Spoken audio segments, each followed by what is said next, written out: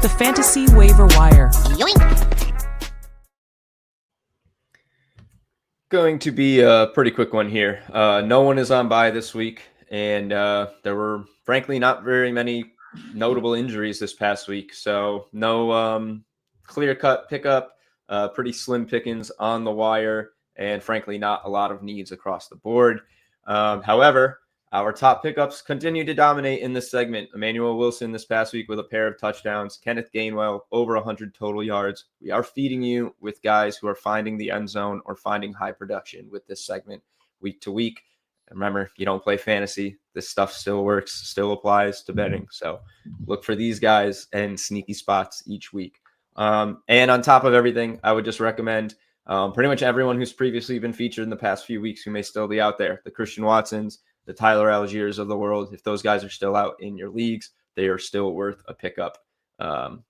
So Devin Neal, Saints running back, 5% rostered. Alvin Kamara left with a knee injury in week 12, awaiting some MRI results last I checked, but there's a good chance he's sidelined for a week or two. Neal is kind of the default RB2 in this offense, but he's even been out carried by Taysom Hill. So they'll need someone in this running back spot if Kamara doesn't play. So you're looking on basically, probably 10, 12 touches of a floor for Devin Neal if he starts, because they literally have nobody else. But, the quote unquote RB2 is sort of in Taysom Hill as far as opportunities, and they love to give him the ball in the red zone and stuff. So keep that in mind. And if Kamara doesn't miss, he's not really worth playing or anything. But projected for 9.6 PPR points, 34% TD probability, which is pretty solid. And this is with Kamara not ruled out or anything yet. So expect that to go up if he is, and he should have a good opportunity if so. Stick with another running back real quick. Bayshaw 2 in for the Jags. He's 48% rostered, so might not be available if your league is competitive. But he went from a season high 15 touches for 74 yards and a TD the week before to just 7 for 17 this past week. Still, he scored twice in his past 4 games. He's not going away. He's at the least a change of pace back for Etienne, which means he could find himself with some big play opportunities.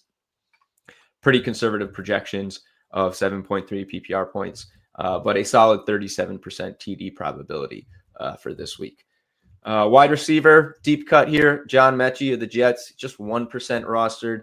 Was acquired by the Jets at the trade deadline. Since then, 2 touchdowns, hauls in 10 of 11 targets for 113 yards. Best game came this past week with Tyrod Taylor under center for the Jets, which he should be moving forward.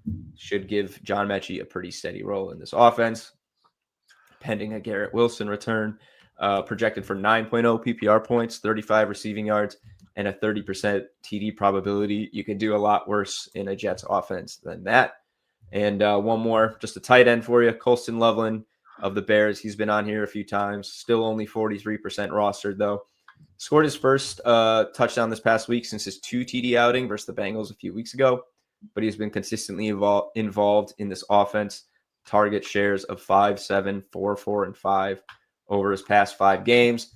Cole Kmet is doing absolutely nothing to hold on to the tight end 1 role, or really even tight end 2. He's just mixed in sporadically.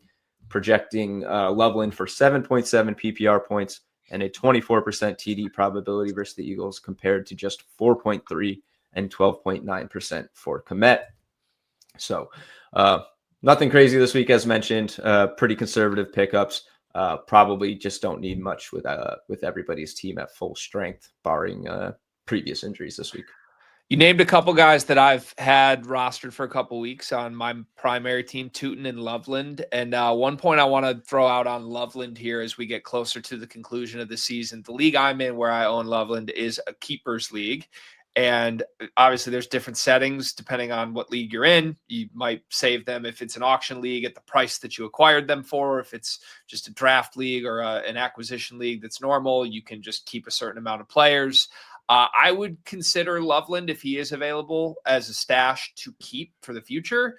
He's gotten a lot more involved as a tight end in the Ben Johnson system. I mean, Kmet's kind of been the hanging red flag here, and Loveland struggled with injury earlier in the year, but he's become a really reliable sort of safe haven target for Caleb Williams. I still think this Bears offense is getting better and better. It's a long ways away from what it could look like in a year or two. They drafted Loveland so damn high in the NFL draft. I think there's a good chance we look back in a year or two and he's a Trey McBride level player. So the fact that 57% of leagues still have him on the wire, if you're in a keepers league, I would highly recommend throw him on there. Maybe keep him in one of your spots going forward.